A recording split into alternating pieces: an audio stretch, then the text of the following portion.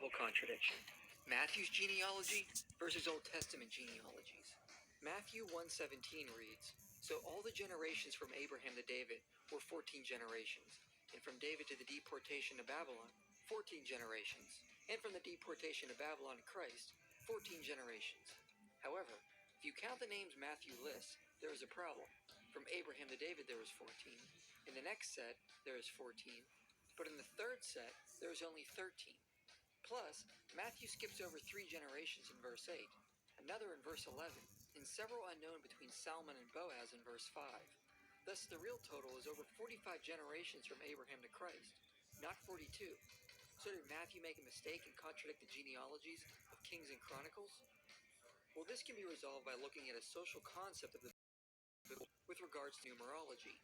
In the modern West, numbers are only used for signifying a quantitative value, but in the biblical world, numbers could be used to signify other meanings and can be completely disassociated from their quantitative value.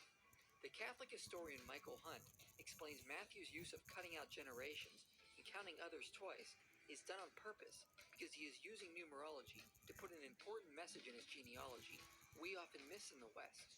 Again, for us, numbers usually only refer to a numerical value, but for the ancient Jews, numbers could be used for a more significant message.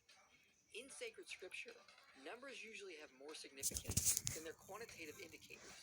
More often than not, even when a number is used to indicate a certain quantity, the individual number given may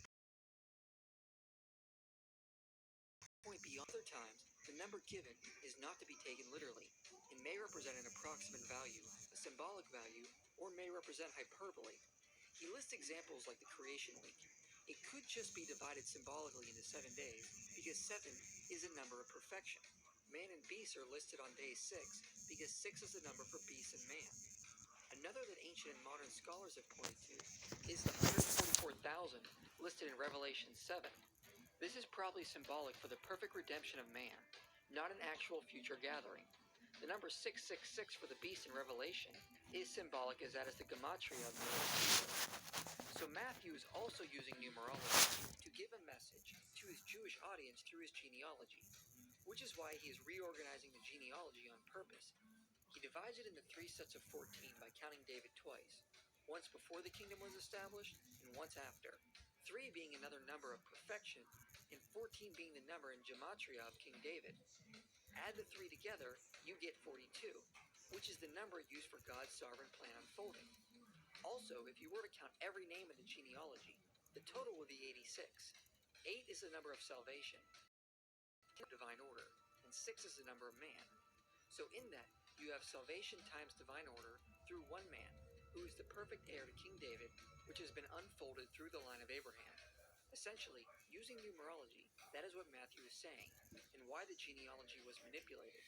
Numerology was very important to the ancient Jews, and Matthew, wishing to impress his fellow Jewish readers, encoded a large amount into his gospel, especially in the opening.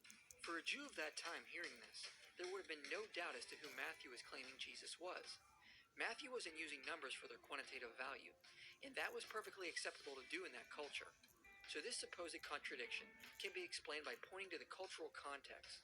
Matthew was intentionally reorganizing the data to put a much more important message in his genealogy, namely that from Abraham and through the line of David, God's divine plan is unfolded to bring forth the Messiah.